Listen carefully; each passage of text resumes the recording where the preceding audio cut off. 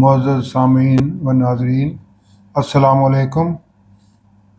آج ہم سورہ آل عمران کی آیت نمبر 81 سے 99 تک کا مطالعہ کریں گے۔ اس سے پہلے تلاوت کلام پاک۔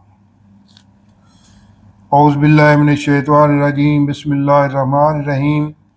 وَإِذْ أَخَذَ اللَّهُ مِيثَاقَ النَّبِيِّينَ لَمَا آتَيْتُكُم من کتاب و حکمت ثم جاءکم رسول مصدق لما معکم لتؤمنن به ولتنصرن قال اقررتم واخذتم على ذلكم اصری قالوا اقررنا قال فاشهدوا وانا معكم من الشاهدين فمن تولى بعد ذلك فاولئک هم الفاسقون افغیر دین اللہ یبغون وَلَهُ أَسْلَمَ مَنْ فِي السَّمَاوَاتِ وَالْأَرْضِ طَوْعًا وَكَرْهًا وَإِلَيْهِ يُرْجَعُونَ۔ صدق اللہ العظیم۔ اب یہ آیت نمبر 81 سے 99 تک کا ترجمہ۔ اور جب اللہ نے پیغمبروں سے عہد لیا کہ جب میں تم کو کتاب اور دانائی عطا کروں، پھر تمہارے پاس کوئی پیغمبر آئے جو تمہاری کتاب کی تصدیق کرے، تو تمہیں ضرور اس پر ایمان لانا ہوگا اور ضرور اس کی مدد کرنی ہوگی۔ اور عہد لینے کے بعد پوچھا کہ بھلا تم نے اقرار کیا اور اس اقرار پر میرا ذمہ لیا، یعنی مجھے ضامن ٹھہرایا؟ انہوں نے کہا ہاں، ہم نے اقرار کیا۔ اللہ نے فرمایا کہ تم اس عہد و پیمان کے گواہ رہو اور میں بھی تمہارے ساتھ گواہ ہوں۔ تو جو اس کے بعد پھر جائیں وہ بد کردار ہیں۔ کیا یہ کافر اللہ کے دین کے سوا کسی اور دین کے طالب ہیں، حالانکہ سب اہل آسمان و زمین خوشی یا زبردستی سے اللہ کے فرما بردار ہیں اور اسی کی طرف پر لوٹ کر جانے والے ہیں؟ کہو کہ ہم اللہ پر ایمان لائے اور جو کتاب ہم پر نازل ہوئی اور جو صحیفے ابراہیم اور اسماعیل علیہ السلام اور اسحاق اور یعقوب علیہ السلام اور ان کی اولاد پر اترے، اور جو کتاب موسیٰ علیہ السلام اور عیسیٰ علیہ السلام اور دوسرے انبیاء علیہ السلام کو پروردگار کی طرف سے ملی، سب پر ایمان لائے۔ ہم ان پیغمبروں میں سے کسی میں کچھ فرق نہیں کرتے اور ہم اسی اللہ واحد کے فرما بردار ہیں۔ اور جو شخص اسلام کے سوا کسی اور دین کا طالب ہوگا وہ اسے ہرگز قبول نہیں کیا جائے گا، اور ایسا شخص آخرت میں نقصان اٹھانے والوں میں ہوگا۔ اللہ ایسے لوگوں کو کیوں کر ہدایت دے جو ایمان لانے کے بعد کافر ہو گئے اور پہلے اس بات کی گواہی دے چکے کہ یہ پیغمبر برحق ہے اور ان کے پاس دلائل بھی آ گئے، اور اللہ بے انصافوں کو ہدایت نہیں دیتا۔ یہ ان لوگوں کی سزا یہ ہے کہ ان پر اللہ کی اور فرشتوں کی اور انسانوں کی سب کی لعنت ہو، ہمیشہ اس لعنت میں گرفتار رہیں گے۔ ان سے نہ تو عذاب ہلکا کیا جائے گا اور نہ ہی انہیں مہلت دی جائے گی۔ ہاں، جنہوں نے اس کے بعد توبہ کی اور اپنی حالت درست کر لی تو اللہ بخشنے والا مہربان ہے۔ جو لوگ ایمان لانے کے بعد کافر ہو گئے پھر کفر میں بڑھتے گئے، ایسوں کی توبہ ہرگز قبول نہ ہوگی اور یہ لوگ گمراہ ہیں۔ جو لوگ کافر ہوئے اور کفر ہی کی حالت میں مر گئے، وہ اگر نجات حاصل کرنی چاہیں اور بدلے میں زمین بھر کا سونا دیں تو ہرگز قبول نہ کیا جائے گا۔ ان لوگوں کو دکھ دینے والا عذاب ہوگا اور ان کی کوئی مدد نہیں کرے گا۔ مومنو، جب تک تم ان چیزوں میں سے جو تمہیں عزیز ہیں راہ اللہ میں صرف نہ کرو گے، کبھی نیکی حاصل نہ کر سکو گے، اور جو چیز تم صرف کرو گے اللہ اس کو جانتا ہے۔ بنی اسرائیل کے لیے تورات کے نازل ہونے سے پہلے کھانے کی تمام چیزیں حلال تھیں بجز ان کے جو یعقوب علیہ السلام نے خود اپنے اوپر حرام کر لی تھیں۔ کہہ دو کہ اگر سچے ہو تو تورات لاؤ اور اسے پڑھو، یعنی دلیل پیش کرو۔ جو اس کے بعد بھی اللہ پر جھوٹے افطرا کریں تو ایسے لوگ ہی بے انصاف ہیں۔ کہہ دو کہ اللہ نے سچ فرما دیا، پس دین ابراہیم کی پیروی کرو، جو سب سے بے تعلق ہو کر ایک اللہ کے ہو رہے تھے اور مشرکوں سے نہ تھے۔ پہلا گھر جو لوگوں کے عبادت کرنے کے لیے مقرر کیا گیا تھا وہی ہے جو مکے میں ہے، بابرکت اور جہان کے لیے موجب ہدایت۔ اس میں کھلی ہوئی نشانیاں ہیں، جن میں سے ایک ابراہیم کے کھڑے ہونے کی جگہ ہے۔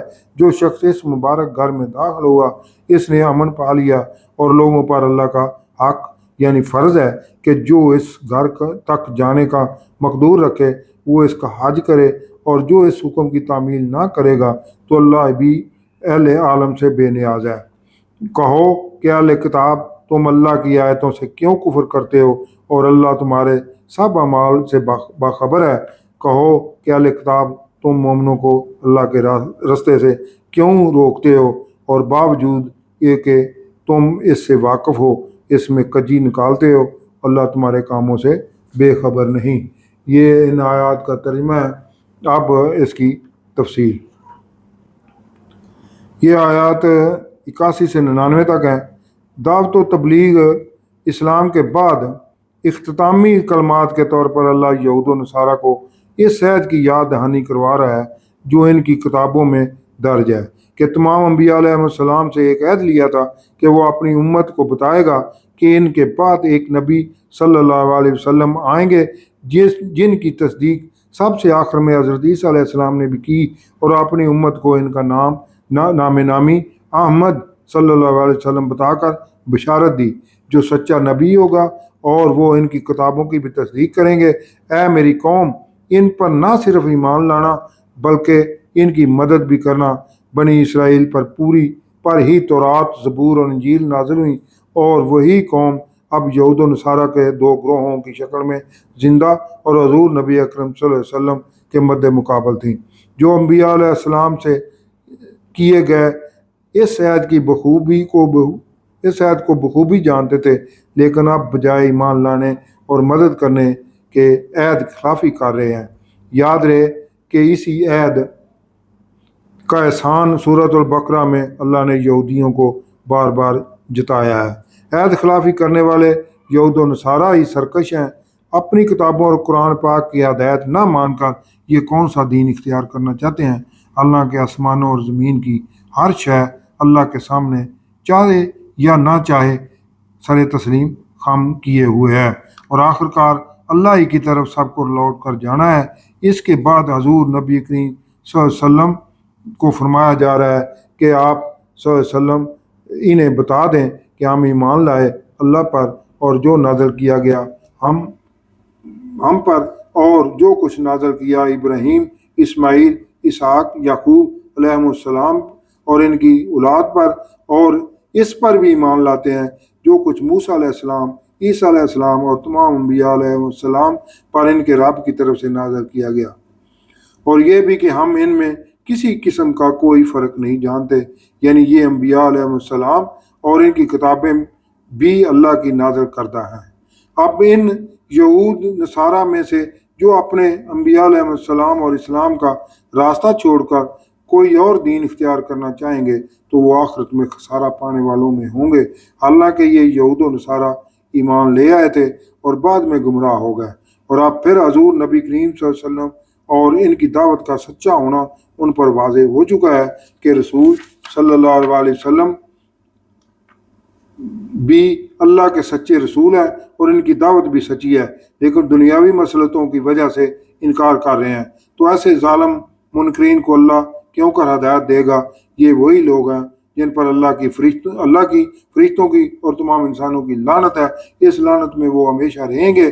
ان کے عذاب میں نہ تو کوئی کمی کی جائے گی اور نہ ان کو بچنے کے لیے کوئی مہلت ملے گی، مگر ان میں سے جو اب بھی توبہ کر لیں اور اپنے اعمال درست کر لیں تو بے شک اللہ غفور الرحیم ہے۔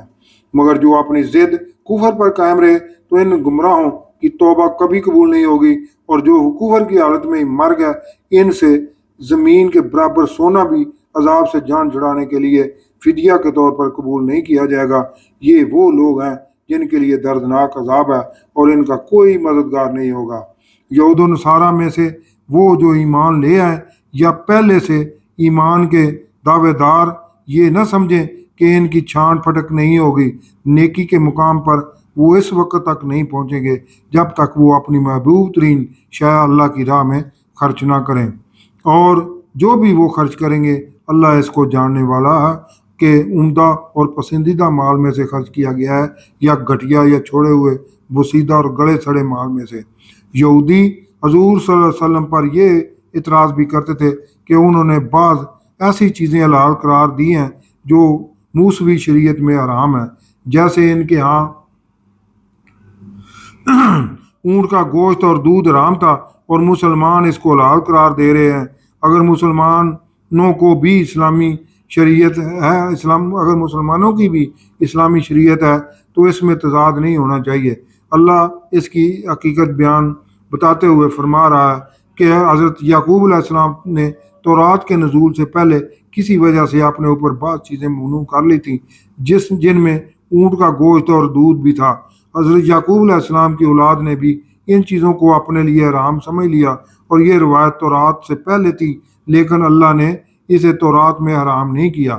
اس حقیقت کے بعد جو لوگ یہودی پھر بھی اللہ کی طرف جھوٹ یعنی حلال حرام کا منسوب کر رہے ہیں تو وہی لوگ ظالم ہیں۔ یہود و نصارہ کو اختتامی الفاظ کی صورت میں حضور صلی اللہ علیہ وسلم کو اللہ تعالیٰ کہہ رہا ہے کہ آپ صلی اللہ علیہ وسلم ان کو بتا دیں اللہ نے جو کچھ فرمایا وہی سچ ہے، پس دین ابراہیم علیہ السلام کی یکسو ہو کر پیروی کرو، اور آپ علیہ السلام مشرک نہیں تھے۔ عبادت کے لیے پہلا جو گھر بنایا گیا ہے وہ تمام لوگوں کے لیے برکت والا اور ہدایت کا مرکز شہر مکہ میں ہے۔ یہودیوں کے ساتھ نصرانیوں کو بھی بیت اللہ کی فضیلت بیان کی گئی ہے۔ اس میں مقام ابراہیم علیہ السلام جیسی بڑی نشانیاں ہیں۔ جو اس بیت اللہ میں داخل ہو جاتا ہے تو اسے امان حاصل ہو جاتی ہے، اور جو اس کو قبلہ نہیں مانتا تو اللہ تمام جہان والوں سے بے نیاز ہے، یعنی اللہ کو اس کی کوئی پرواہ نہیں کہ کوئی مانتا ہے یا نہیں مانتا۔ مزید آپ صلی اللہ علیہ وسلم ان سے یہ بھی پوچھیں کہ اہل کتاب تم کیوں اللہ کی نشانیاں دیکھ کر بھی دعوت حق کا انکار کر رہے ہو؟ تمہاری یہ کرتوتیں اللہ دیکھ رہا ہے۔ اور آپ صلی اللہ علیہ وسلم ان سے یہ بھی پوچھیں کہ اہل کتاب تم کیوں اہل ایمان کو روکتے ہو تاکہ وہ بھی گمراہی کے راستے پر تمہارے ساتھ چل پڑیں؟ اللہ تمہاری سازشوں سے غافل نہیں ہے، یعنی وہ ان کا یہ سوچ کبھی پایہ تکمیل تک نہیں پہنچے گی۔ یہاں تک اہل کتاب کو دعوت و تبلیغ کا سلسلہ اختتام پذیر ہوا کہ یہود و نصارہ سرکشی اور گمراہی میں ہیں اور وہ ایمان لانے والے نہیں ہیں۔ صدق اللہ العظیم۔